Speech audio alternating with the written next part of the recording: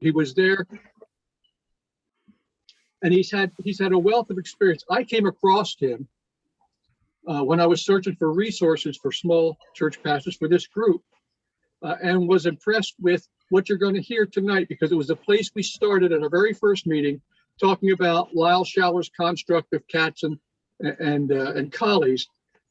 Steve, I think, takes it really to the next level for all of us. And he also wants you to know, although he probably won't tell you, that he has a YouTube channel, and you'll be able to find this recording there as well as on our conference. We'll have it available to you in the conference.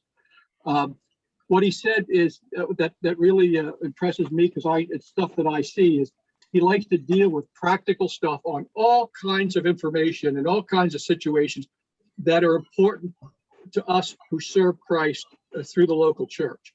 So I've said enough. I'm going to let Steve do his thing. He's talking about cats and collies again tonight, but at a whole different level than we've seen before. Steve? Well, thank you, Denny, and thank you, Don. It's good to be with you. I have not a lot of experience with Pennsylvania, but I did attend a couple of conferences back in Pittsburgh on one very, very cold night in January, back in the large church initiative at Brian Bachknight's church. I'll tell you how long ago that was. So anyway, I'm going to talk about cats and collies, which is my assignment, and I thought about, how do I do that? How do I really kind of get into that? So instead of talking about cats and collies, I'm going to talk about cars. How many of you know how to drive a car?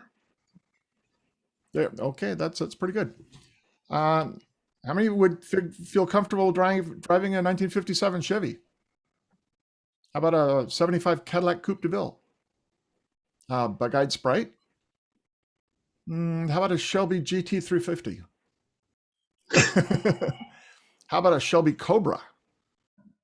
Ooh, oh, how about a 1966 Lotus Elan? How about a World War II Jeep? How about a 16-wheel truck? Let's go to two wheels. How about a Harley Davidson? A Honda Cub? A Vespa 150 Super? A Honda 750 Go-Kart? Okay, I got one for you. How about a 1980 Land Rover right-hand drive with bald tires, 2 missing shocks, driving down Mount Kenya on a clay road in a rainstorm with an elephant in front of you on the road? Anybody ever do that? Okay, well, that's a whole nother story. I can get to it another time. I'm not going to talk about that now. My point being, just because you know how to drive a car doesn't mean you know how to drive all kinds of cars. There's a variety of cars, and all of them have their different quirks, and all of them have different things about it. If you've got a right-hand drive, you got to shift with your left hand. Manuals drive is different than automatics. Churches are no different. Churches have different tendencies and traits, and different sizes of churches react differently. So many of your bivocational pastors, well, you're all bivocational pastors, so I'm assuming that probably most of the churches you serve are going to be under 100 in average attendance. And if that's the case, then you're probably looking at leading cats or collies. Now, one of the things that really makes the difference in terms of being a successful pastor is you really must first understand the nature of your church. So I actually have 3 things. You have to understand yourself, you have to understand the nature of your church, and you have to adjust yourself to be the leader that your church needs. And that's difficult because most of the pastors I know think, well, I have leadership skills. I just need to use my natural God-given leadership skills to lead my church, and they'll be blessed by my leadership. Well, yes, but no. Different sized churches require that you actually adjust your leadership skills, adjust the way you lead the church, and lead it in an appropriate way for the size and the nature of the church. And the 2 really primary examples we're going to talk about today are cats and collies. This does come from a book by Lyle Shaller called Looking in the Mirror. This is a 1984 book. It's brilliant. I commend it to all of you. It's still in print. But Schaller really identifies different ways that we as pastors need to lead our churches. Are we still here? Yeah. All of a sudden my screen went wonky, but I'll forage ahead. So I want to talk about how we lead the church and how we learn how to lead the church and the nature of that leadership. So cats. If your church is between 0 and 35 in average attendance, you probably have a church that's a cat. And Schaller really makes a good point of talking about cats. How many of you have a cat? How many of you own a cat? Oh, okay, probably not. I saw hands go up and then went, oh no, wait a minute, own the cat? No, you don't own a cat. No, the cat probably owns you. Cats are independent by nature. They're a single cell organism. If it's a church, it's a single cell organism. It can be one family. It can be a tightly knit family. However many people are in that church, they kind of understand themselves as one family. A cat has strong survival skills. It has at least 9 lives. Most cats can survive without a pastor. This is one thing that the denomination doesn't understand. They come in and look at a church and they say, oh, well, this church has only got 35 people in attendance. We need to close it down. Now, you could remove the pastor and the church would still meet with 35 people. They just forage right ahead. They don't even know. Probably they don't even know if the pastor's there or not on a particular Sunday. Pastor can go away to a conference for 2 to 3 weeks and they go like, oh, were you away? We didn't miss you, you know? They just kind of ignore the pastor completely. They see that pastor is being temporary because the denomination gives them a pastor, and after a few years, the denomination takes the pastor away, sends him someplace else. So they have a sense of abandonment syndrome a little bit, so they don't get too close to any pastor because they know that they're just going to leave. They're cats. They're fairly content with the size that they're at. They have little incentive to grow. There's really 3 kinds of pastors that can serve a cat well. An independent pastor, somebody who's willing to not get too involved and not to ask too much of the church. A long-term pastor, somebody who's willing to come in and spend 5 to 10 years, long enough to become one of the family. Then when you suggest changes, you have more chance that they will succeed because people will listen to you, not as being the temporary pastor that's coming and going, but actually being as a person who's there as part of the family. You've been there long enough to earn your cred. Or 3, and this is rare, an extremely talented and charismatic pastor who can attract and keep new members faster than the cat could drive them away. And so I've seen some pastors come into small churches and just be so charismatic that people come and that changes the nature of the church just in a matter of a few months because the single self nature of that cat gets changed. It's no longer a small group of people. It's now a large group of people and it's growing rapidly. And so the cat really can't compete with that. Cats are the same, whether they're in the city or the country. The difference may be how the annual conference sees them. So a church that has 25 members and it's in the country, the annual conference may look at that and say, well, that's really about all they're going to get in that particular community. There's not a lot of people that live out there. A church with 25 average attendance people in the city, the church is going to look at that and say, well, you've got millions of people that live around you. Your church should be growing. So the denomination is going to have a different look at it. But the church is basically the same. It's still a cat, and it's still going to operate like a cat. It's not interested in growing. It's just a single cell organism. Very often, a cat will be dominated by one family that just leads the church, and they lead it regardless of who the pastor is. Until you can be there and become one of that family, that they love you enough that they kind of take you in as one of your own, you're not really actually there. You're only a itinerant pastor. One of the things you need to know about leading a cat is that you should not allow yourself to be hurt by the cat ignoring you.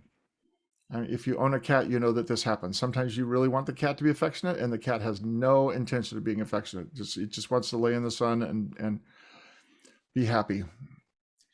It's going to be upset if you don't feed it, but it's just going to be happy on its own. So don't be upset when your cat doesn't fawn over you or give you lots of attention or do what you wanted to do or learn tricks. Don't allow yourself to be hurt by the cat. If you're able to grow a cat, you stay long enough, you become part of it, and it starts to grow and you get to the point that you're 35 to 50, then you're actually changing the nature of the cat. It kind of turns into a collie. So what's a collie? Well, unlike a cat, a collie is a beast that you do kind of own. A collie is very, very affectionate. It wants to be loved and it wants to love somebody. And so a church that's between 35 and 100 will be more collie-like than cat-like.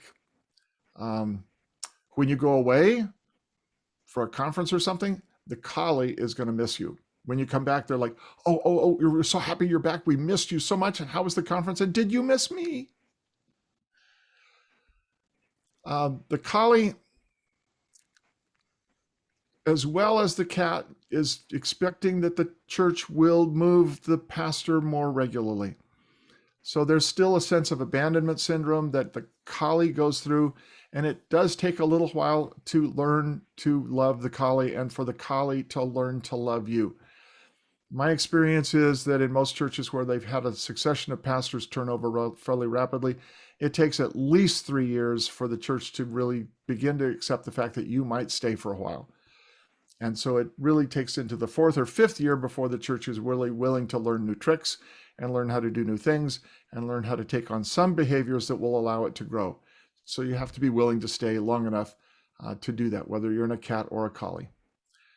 Collies will thrive on sincere affection, constant praise, rare criticism, and dinner on time. That means preach good sermons every week that you're there. They do not respond well to finger wagging, scolding, or negativity. They will become depressed and they will stop attending worship.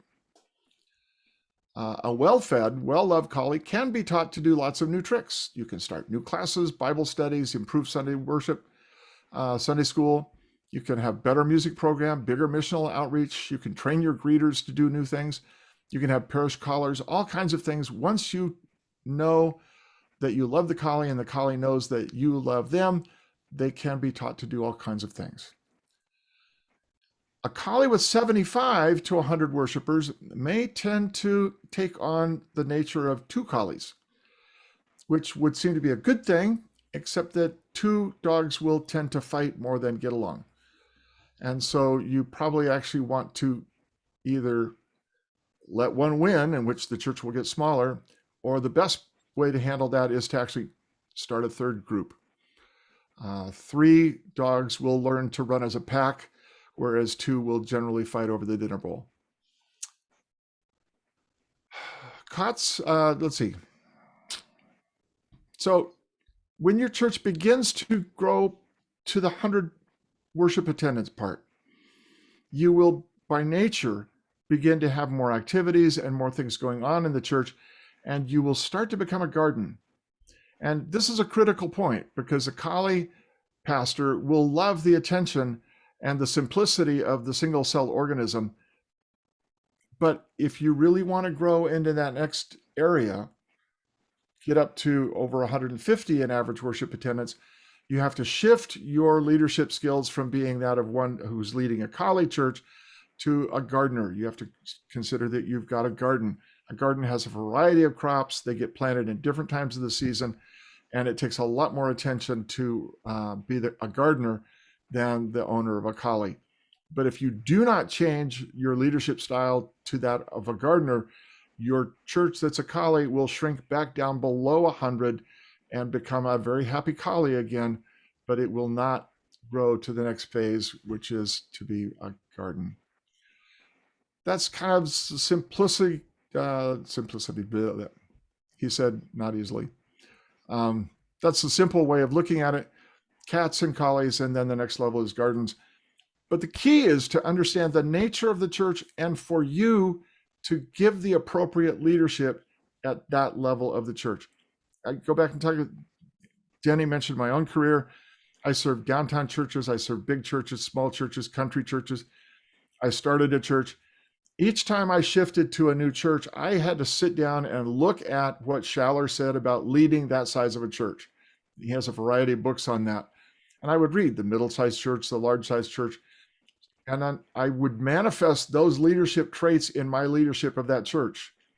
When I had a large staff and multiple pastors on the staff, then that's an entirely different leadership than leading a cat or a collie. You have to be able to manifest that style and do it well and authentically, and that has to become your style as you lead the church if you want that church to grow and thrive and move on to the next level. So that's it for cats and collies. I don't even know if I went 20 minutes. I did. Okay. Questions? Who's moderating the question section? Is that Don or Denny? I guess I am. And if you just want to, anybody has a question, raise your hand.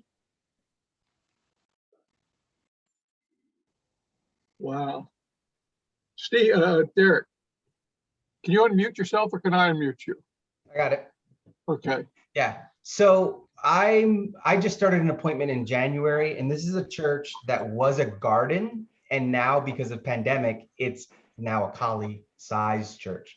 But what I found is that they still think of themselves more like the garden. So how do you deal with those kinds of transitions? Instead of transitioning up, how do you transition down?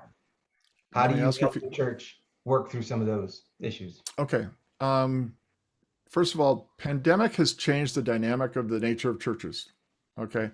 So all of these things that we talked about with cats and collies, that, like I said, was published in 1984. It was applicable really up until today, only in a non-pandemic sense. So the nature of the pandemic has changed the way we operate church. So let me talk about that. Let me ask you a couple of questions. What was the attendance before the pandemic?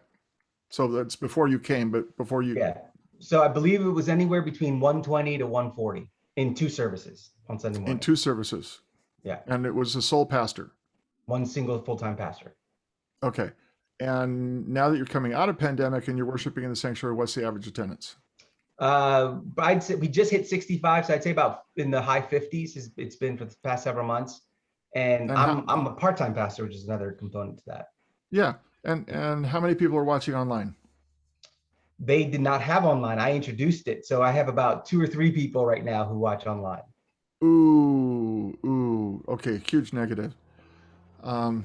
Yeah, those churches that were able to pivot and go to online worship generally actually had their worship attendance increase over the pandemic time. Many of the churches that I consult with, if they were at 140, they found out that within a few weeks of going online, they were at 200 or 220,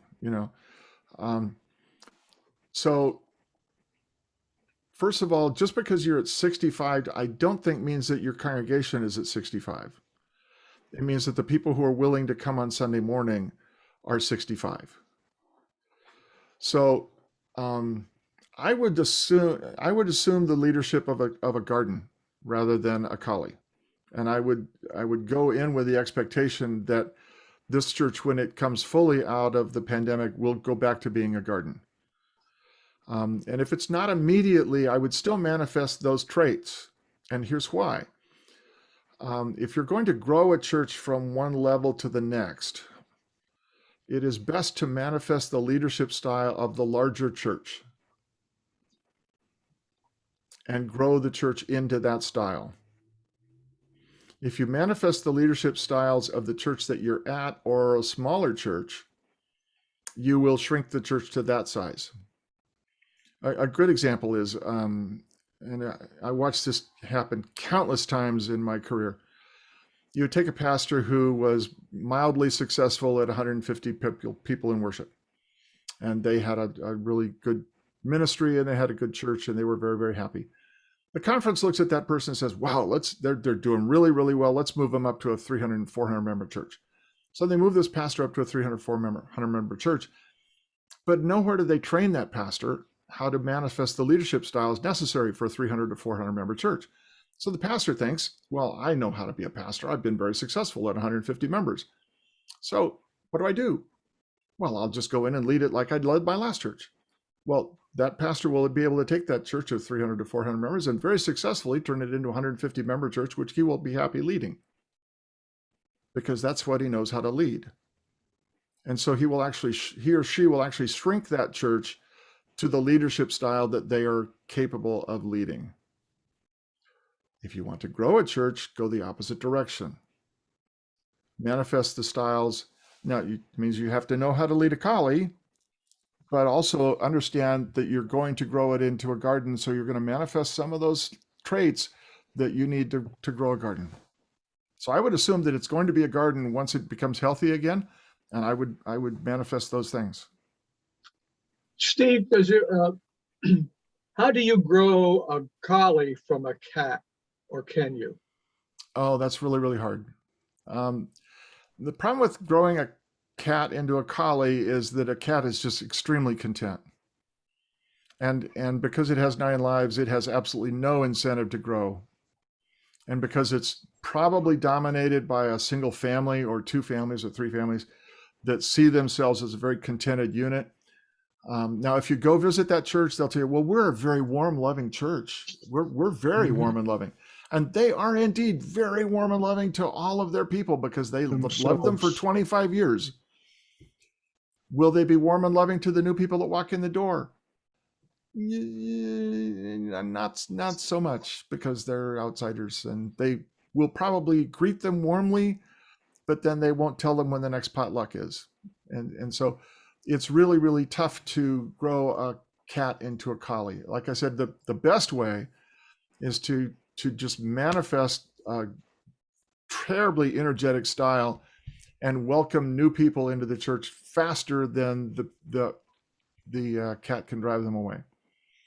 And that takes a really charismatic, highly motivated, driven pastor that can attract people, meet people in town, attract them to church, just gonna get all kinds of people into church.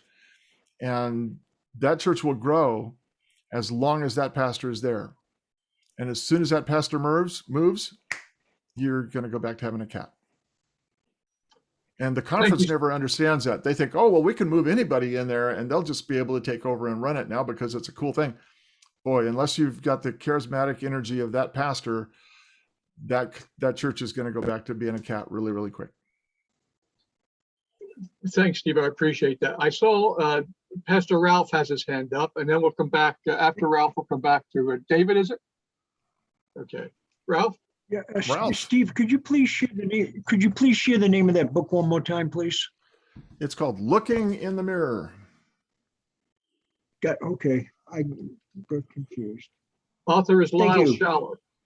By Lyle Schaller. And Schaller has a series of books about the small church, the middle-sized church, the large church, the multi-staff church. And many of those traits still apply because that's kind of the nature of leadership and the nature of organizational development.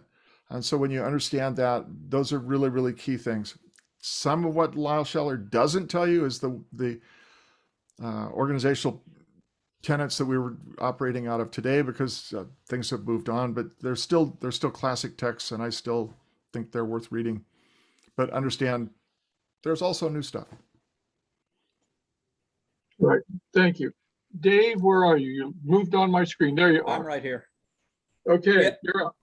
Yeah, Hi, Dave. I'm in a church that Dawn's familiar with, and it is definitely controlled by one family. There is a family that seems to be in charge. It's pretty much a cat.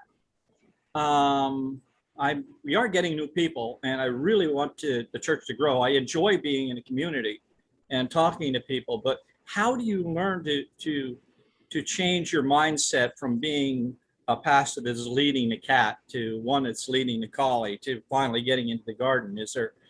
Are there books, or is there education we can get that'll help guide us to get there? I feel like I'm working on leading a collie. I'm trying to get to that point. Right now we're averaging about 35 on Sunday. Okay. Before COVID, we were averaging closer to 50. Okay. Except now I have 20 some online on Sunday. So we have that small increase there. I started online within 2 months after COVID kicked in. We're still doing a downsized version of that, and it works. And I find I get people not from in town. They're too far away to attend church, so I'm going to end up keeping my online because I do have people that are following the congregation, following the church. So Absolutely, and they will probably even contribute. yeah. The other thing is we started 3 devotions, Monday, Wednesday, Friday. We do devotions at 8 o'clock in order to keep, because of COVID, to keep the church involved during the week more when we didn't have time to get together for other things. We are back to having Bible study on Wednesday, which where I'll be tomorrow. Yeah, Steve, I won't be in the meeting tomorrow. So Bible study. So your church was about 50 before COVID. Yes. Okay, so that's a collie. Yeah. Okay, and it slipped down to less than that. But as I said to Derek, if you're 50 pre-COVID, I would say that that's predominantly the style that you should manifest. Yeah. If you have one family that's really dominant, the question is, are they dominant working with you or working against you? Originally, I felt they were against me. Now they work aside of me. We work together. Excellent. And which is a good thing. I've also been you have able, a collie. Yeah. So I would stick with the collie and try to grow it towards being a garden.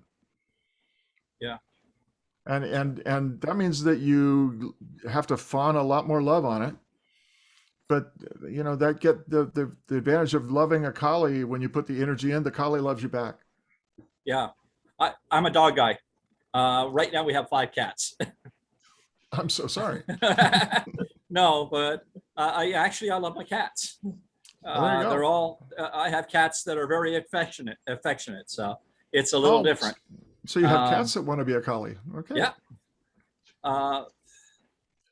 Before COVID set in, we had a couple new people interested in coming to church, and they were followers. We were growing slowly, even though we lost some through death. I now, in the last 4 months, I picked up 3 new people that will be joining the church, and I'm going to continue to try to meet new people. But I also want to continue to work in the community and get out. We do lunches and things like that where I get to meet people that are on the poorer side of the spectrum, because we offer those lunches 3 days a week for the people. And I've been actually one of those has now started to come on a regular basis, which is nice. There you go. Yeah. When you offer new Bible studies, do you offer an online component? I want to. I haven't gotten there yet. So Well, I'm actually thinking of doing a second Bible study online in addition to the in-person one on Wednesday at 10. Let me encourage you to do that. Since you know that you have people that live out of the community who are worshiping on the online component, offering, make a special invitation to them. Maybe send a special email or something to them and say, we're going to be doing this component. It's going to be online, and some of the people will be in town, but we're really encouraging people who are out of town, who have been watching us, to come and pick up on the Bible study classes. Yeah, I do a Bible study at my local church, and we have people from 60, 100 miles away that are now part of that active Bible study. I have one woman I actually have one woman in Florida and one in the Carolina, or 2 in the Carolinas that are on every time I have a devotion. So I'm sure they'll come online when they can for something else. Yeah, that's great. So those are people that you need to have online membership class. When I started with the church, there was a little bit pushback. I wanted to do dinner and a movie. And actually, in a conversation over the past 2 weeks, I've heard about offering dinner and a movie. So it's coming back. Somebody was remembering what I had asked for. Mm-hmm. Thank you. Yeah. My experience, David, is sometimes your idea comes back as somebody else's idea. Then it's acceptable if it comes from the cat. Yeah. But you're planting seeds all the time. That's part of the dynamic of what we do. Other questions? Good evening. Steve, does the age of the collie be part of the variable? And especially if you have 2 collies, and let's say one of them is older or younger than the other collie. Does that Mhm. have an impact on how you should approach the situation? And that could Well, be for cats too, I guess, but I'm thinking more colleagues. when you're talking about the age of the collie, do you mean the age of the institutional church or the age of the people who are in that particular collie? Mostly the people, but I think um, the DNA of the institutional church has variables too, like Mhm. church mergers Mhm. have had an impact. They do. So yeah, but So, most of the people. one of the things I encourage pastors to do when they first take a new appointment is to go to some repository of books, like their local seminary or annual conference, and actually go back through the entire history of that church through the annual conference journals. I've served a church in California. It was established in 1876 as a temperance colony. That was the church was the whole town was established as a temperance colony, and the church was the heart of the WCTU in town. And even in 2010, when I went there, that was still part of the DNA of that church. You didn't talk about drinking wine or having beer at that church. That was not a sermon illustration you could make.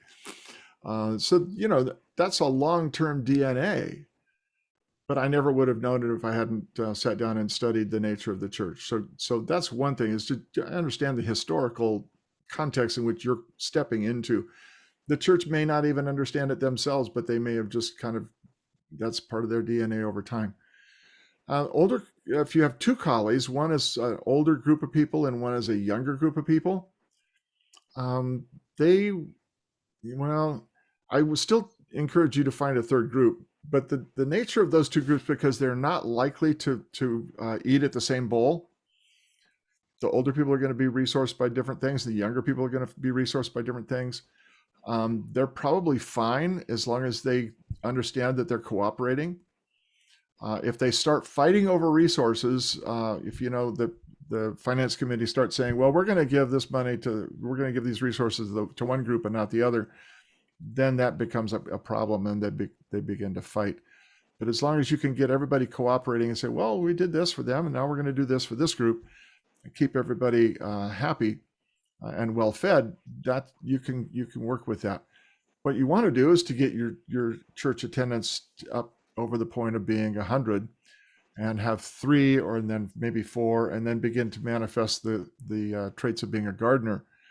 And because a gardener is a much more multifaceted institution, the fact that you've got 2 collies in the midst of it isn't a problem, because there's so many other facets going on.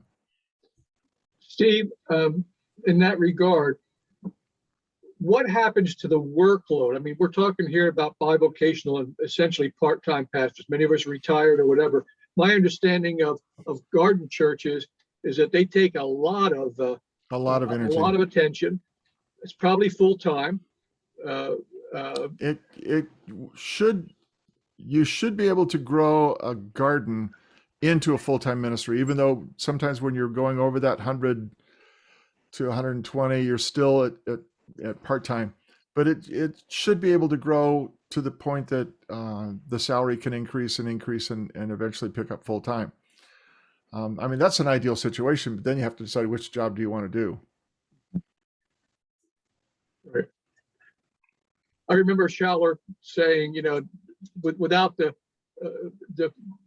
gardener has to prepare the soil, plant the seed, do the weeding, make sure there's enough water there, do the harvesting, clean up afterward. Does he make the garden grow? No, but without him, it doesn't survive. Right. But you can make the garden grow. It takes a lot more work. It's a much harder job. That's why one of the reasons that many pastors feel like a collie is just the ideal size. It's going to love you, and you're going to love it, and things are going to be happy, and the collie is going to be affectionate, and you get just enough salary to be happy with what you're doing, and everybody's happy. It's just it's like the best of all worlds, and it doesn't take an overabundance of work. And people are generally willing to volunteer for the few things that you really, really want to do. So collies are just an ideal size if you want to be a bivocational pastor. When you get to a garden or then into a household, those are really time-intensive jobs. I mean, running a household-sized church routinely takes 60 to 80 hours a week. Just no two ways about it. Other questions? Other questions? I have a question. So if Yes, you have if you have a two colleague church, so two groups. Yeah. One is younger and contemporary, the other is older and traditional. What would a third group look like? Well, what group are you missing? You say younger, but is it like younger with elementary children or younger with high school children or just younger than not retired? Younger, I would say in the 50s. Okay. So how can you attract a population younger than that? So that would be the third group. Okay. Yeah. How do you begin to do ministry that approaches that group? What kind of programs could you put on for parents of really little children? If you've got a youth group, could they put together some date nights for parents who've got little children, and the youth group will do babysitting for the parents, and they can have a dinner and dancing in the social hall or something like that. We called that POLO, Parents of Little Ones. So we started that group as a group one time, and that quickly grew to about 15 couples. And they had a ball and became key leaders in that church, and many are still leading that church today. So, think about what group you'd want to get next, because groups your colleague groups tend to be, birds of a feather flock together. So they're going to find people that look and act like them. And that's going to be the group that they're happy with. Okay. Thank you. Great question, Betty. Other questions? Other comments? I heard the colleague. You did.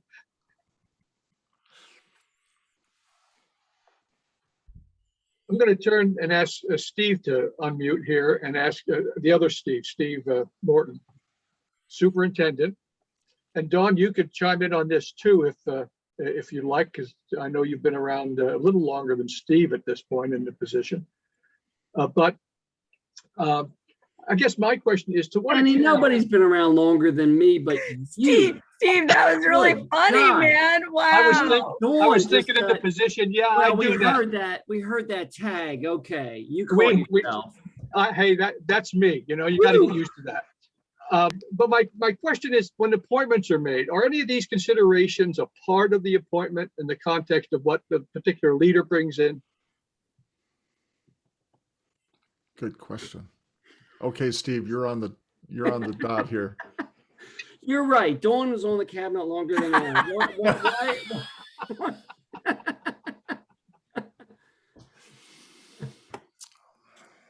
He threw you under the bus, Dawn. He threw you under the bus. Yeah, Danny, I think consideration.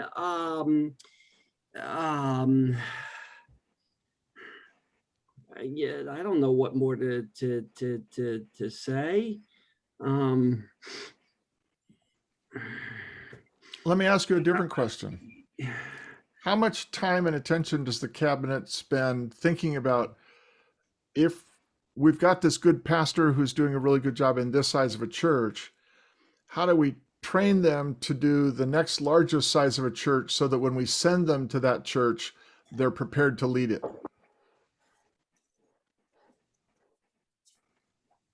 We've done some training in that regard. Yeah. It's more transitional leadership, or we have done a model where we actually brought a pastor in to train under the current leader for a period of time before transitioning the church. Steve knows that one well.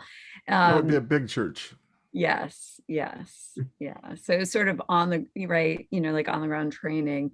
But you're right. We don't do enough in that transition of leadership. I think an honest answer is where a cabinet and bishop see, gifts and put somebody in a larger church. I suspect that the commitment to the new appointment is made, and then we follow up with training. We try to provide resources for a person, if the appointment is made in due time, to say, yeah, clearly you're going to a different situation, and here's some resources that could help you before you get there and over the first year. Provide some coaching for those people in the first year. Provide some coaching or resort. I mean, actually, you mentioned, I think, Steve, you just mentioned Brian Balknod. In 1997, I went out there when I came to a somewhat larger church. So we go to successful, other churches of comparable sizes, but we're talking larger churches here. We don't. I don't know where we have excellent training for the cats and even the collies, to tell you the truth. One of the videos I had fun doing this last year was with a friend of mine who's a lieutenant in the Marine Corps, and no, he's a colonel in the Marine Corps, and we talked about the way the Marine Corps trains their officer corps to take on the next level of assignment. So once they've identified somebody as having gifts and graces at a certain level, and they say this person's really ready for the next level, then they send them off to school, and they go to school for 6 to 8 weeks, and they learn the leadership traits that they're going to have to exemplify at the next level of leadership. And then they send them back and they send them on to the next command, and they spend a few weeks with the existing leader at that level and that command. And then they have a changing of the guard, is a changing of the leader, and hand over authority, and the new person takes off. We don't do anything like that in the church, but we need to be doing a better job of that if we really want our future leaders to be successful in the churches that we send them to. We need to be preparing them ahead of time, and we need to be identifying the people in our conferences that have the gifts and graces to step up to a larger church, and then give them the training they need, and then introduce them into that congregation in a way that allows them to be successful. We don't do that. We tend to fill holes. And you people who are on the cabinet can, reluctantly admit this, but you look at the chart of churches and you say, well, there's a hole here. Who have we got that can go and fit that hole? And sometimes you really try to stuff a square peg into a round hole, because that's the only pastor you've got to fill that hole that one's going over there. And so, 6 months later, we look at that and think, that was a square peg and it's a round hole and it's not working. And then we make another change. And let's face it, we need to have a better way. In 2021, in the period where we are, it's not 1980 anymore. And this idea of training pastors in larger churches with the hope and expectation that they're going to move up, to larger churches. That just ain't that's not the reality anymore. I'm talking about smaller churches. We have fewer and fewer of those churches. Our churches that used to be large are medium sized.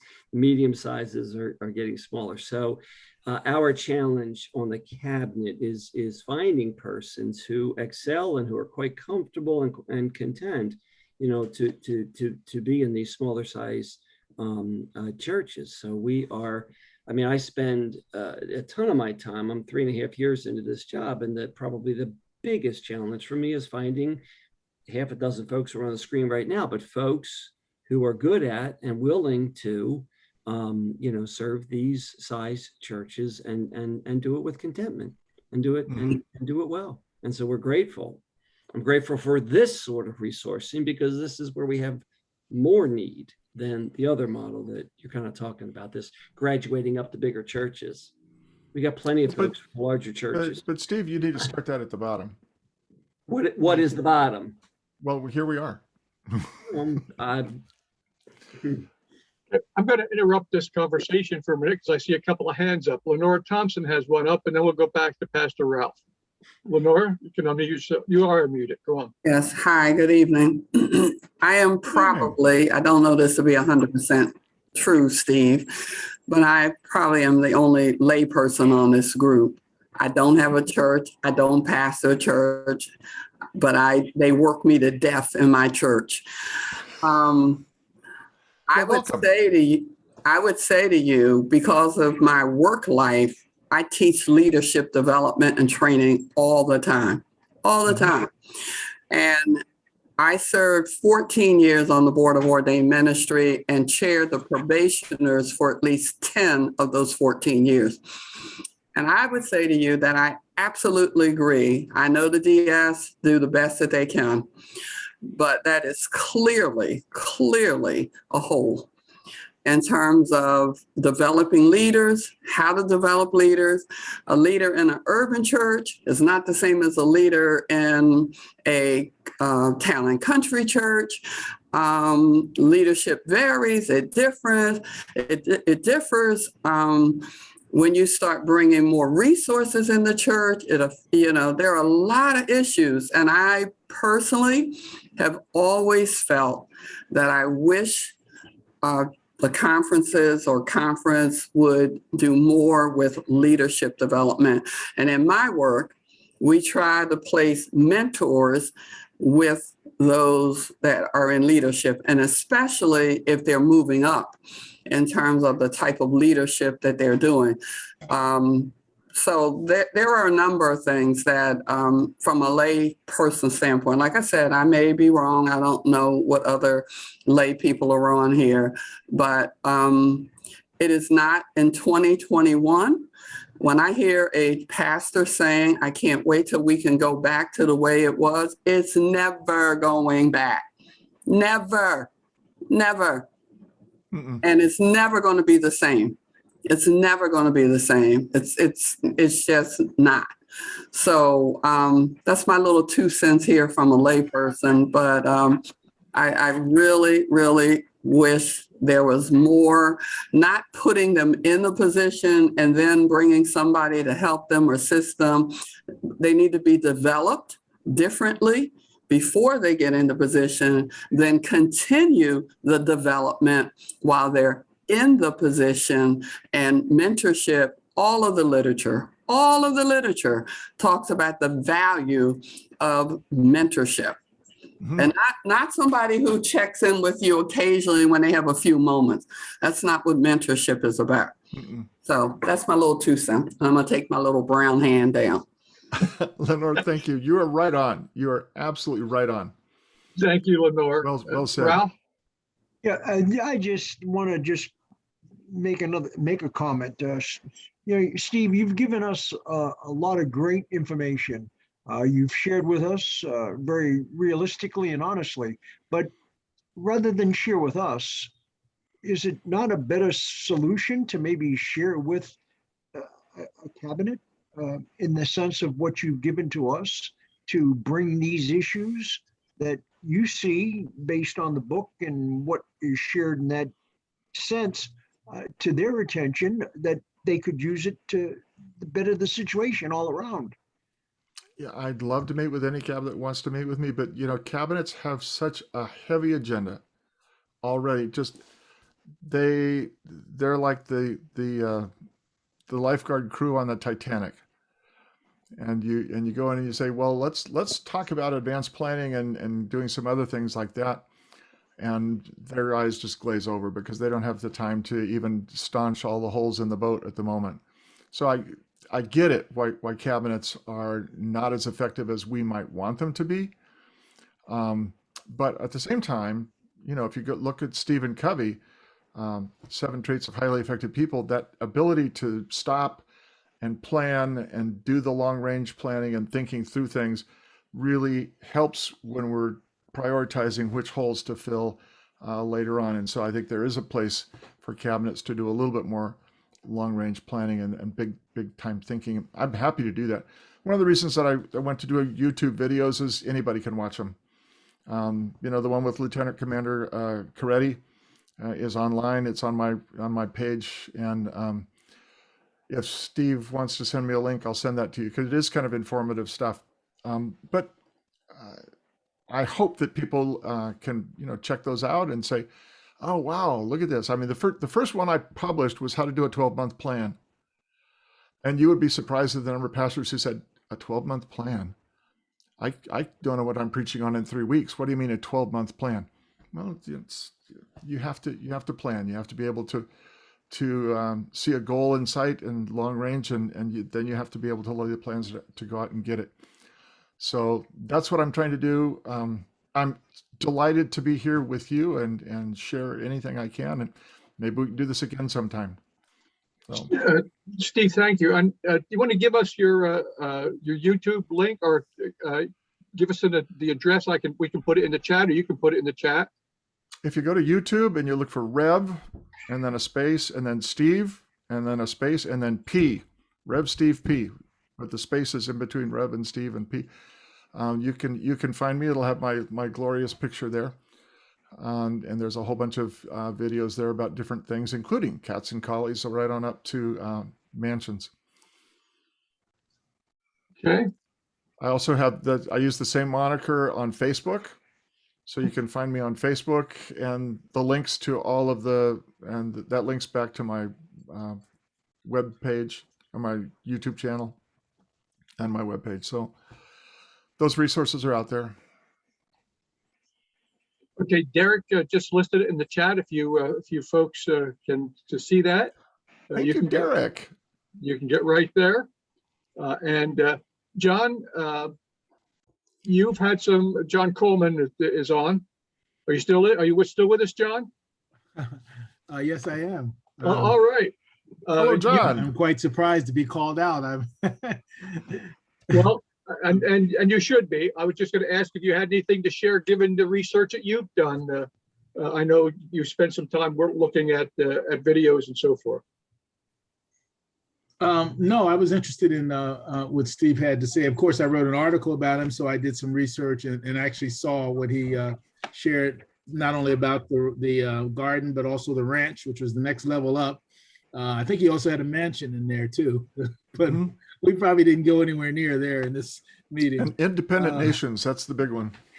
So, no, I found it very interesting. And I was kind of thinking my own experience. Boy, Lenora really hit the nail on it, because I've had I just had my psychological assessment, and there was some conversation about mentoring, which I've sorely lacked in my life, in both of my professions. I can see the real value of that. And I have this thing, this is a great context for bivocational pastors, because for any of you, I've got a nice, comfortable cat. They're very happy. I don't have one dominant family. There used to be, I think, but they went elsewhere. But they're very comfortable, and they don't ask too much of me. I don't ask too much of them. But after 3 years, I feel myself getting restless and wanting them to do more and wanting myself to do more. And the DS keeps saying, no, you're doing enough. And I'm thinking, what is this feeling and what do I do with it? And now we're about to come back into the church after I've really been pushing them, nudging them, not pushing them a little bit. And I keep saying, oh, we're going to do new stuff. We're going to get out in the community, even though there's violence and everything else, but I have no idea what that means. And I've got books, I've gone to workshops, but I don't really have ingrained within me the steps to take. And I know they're there. They're written down. They're in workshops. But also, if you got a cat, how to lure it outside. It's a house cat. It's a house cat. Mm-hmm. So how do you lure it outside and then keep it safe and fed and everything? So I don't know. Maybe there's some discovery ahead of me in that regard. I have to watch out to not overtax myself and find myself leading when no one's following. And a bivocational pastor really does have to watch that. I'm quarter time. And, so those who say, oh, you're never quarter time, you never have time. So no, I really am about quarter time, and that's about all I can handle. So there you go. But you start asking more of them, then they'll start asking more of you. And so that makes me a little nervous. And it's almost like, wanting to see those new members come in, but not sure what I will do with them. What was that about the boxer who's afraid to throw a punch that might land, or the dog who's afraid to catch an ambulance, and then what do you do? So, I deal with that too. But anyhow, sorry, that's not much. John, I'm with your DS, okay, who said, you're doing enough. You just kind of keep it up. You got a house cat. It's very content. It's happy. You're happy. I would keep doing that. Yeah. Okay. Because as I said at the beginning, You get to the 4th or the 5th year, and then the cat can start to kind of think about moving a little bit further. Mm. And so you got a couple more years to, just relax, just preach, and then love them and pet them, and every now and then they'll smile, and then they'll rub up against your leg or something. But in the 4th or 5th year, when you've been there for a while, and when we get out of this pandemic, you might say, well, maybe we would have good fun doing this thing over here. Yeah. Just a little bit out there in the community. What do you think? Would we have good fun doing that? And they'll go like, yeah, John, let's do that. Absolutely. Let's go do that.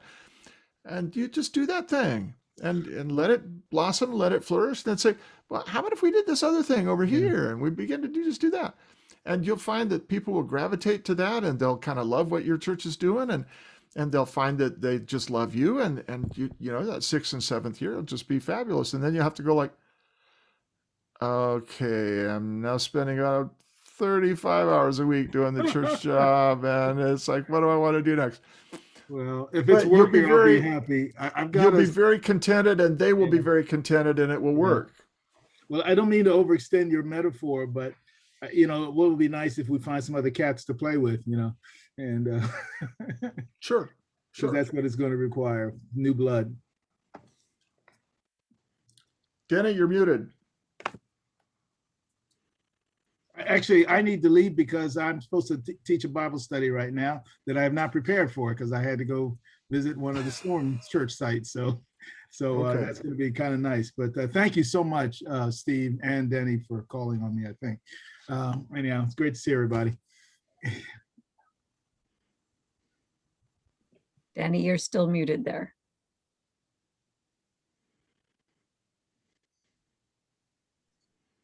Okay, we'll try it again.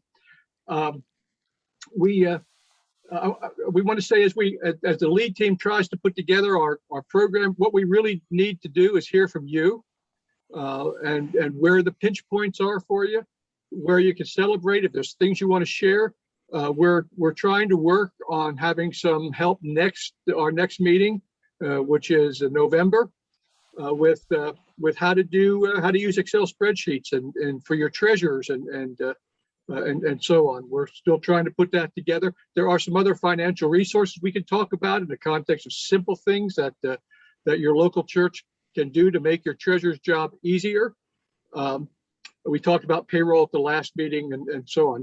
But it's really important that we hear from you so that we know that we're really hitting the mark of what's significant and where your pinch points are, so that we can kind of resource you. Okay, is that fair? And you can email me, you can email Dawn, email Derek. We put some stuff over in the chat, including the link to that YouTube channel for Steve. Steve, thank you for your traveling a long distance from California to be with us tonight. I hope your trip home is not as lengthy as it was getting here. I don't have to wear a mask to walk down the stairs. I'm good. All righty. Well, we're just glad to have you here. It's been a real joy. It's been my pleasure.